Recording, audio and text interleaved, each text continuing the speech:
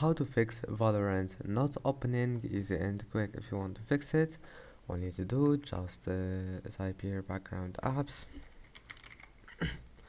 click on it, you will find it like that. Just disable the first option here and then close it, then right click here in this bar and go to task manager.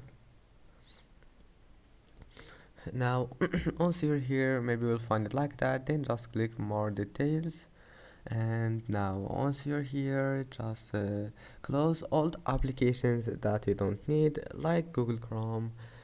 Right click and end task, right click and task, and that's it.